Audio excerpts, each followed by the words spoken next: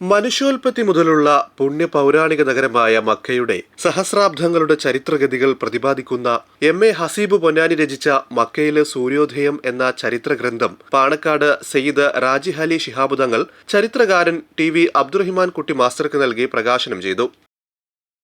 ആത്മാവിനെ സംസ്കരിച്ച ആളുകൾക്ക് മാത്രമേ ഖുർആനിന്റെ അന്തസത്ത നമുക്ക് തിരിച്ചറിയാൻ കഴിയുകയുള്ളൂ, അത് മനസ്സിലാക്കാൻ കഴിയുകയുള്ളൂ.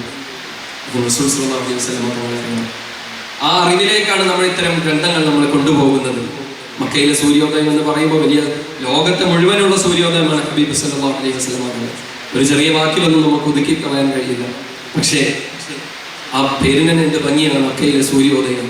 എല്ലാ അന്ധകാരങ്ങളെയും ഇരുത്തി കളഞ്ഞുകൊണ്ട് ഇല്ലാതെയാക്കിക്കൊണ്ട് മനുഷ്യർക്ക് നന്മയുടെ വെളിച്ചം കൊടുക്കുന്ന സൂര്യോദയം അത് റസൂൽ സ്വല്ലല്ലാഹു അലൈഹി വസല്ലം.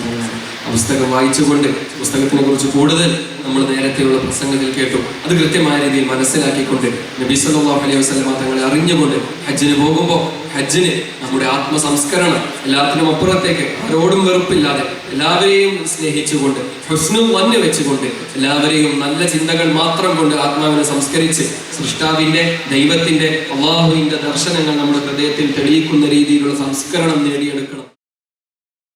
പൊന്നാനി വഹീദ കൺവെൻഷൻ സെന്ററിൽ വെച്ച് നടന്ന ചടങ്ങിൽ Mahsa president professor K Imbichikoya അധ്യക്ഷത വഹിച്ചു. പൊന്നാനി മഖ്ദൂം സയ്യിദ് എം.പി. മുത്തുക്കോയ തങ്ങൾ പ്രാർത്ഥന നടത്തി. എഴുത്തുകാരനും മാധ്യമപ്രവർത്തകനുമായ കെ.വി. നദീർ പുസ്തക പരിചയവും പ്രമുഖ പ്രഭാഷകൻ സിദ്ദീഖ് അലി രാങ്ങാട്ടൂർ, പുസ്തകത്തിന്റെ എഡിറ്ററും എ.ആർ. നഗർ ഖാലിയും പ്രമുഖ പണ്ഡിതനുമായ ഇബ്രാഹിം ബാക്കവി ഊരകം എന്നിവർ പ്രഭാഷണങ്ങൾ നിർവഹിച്ചു.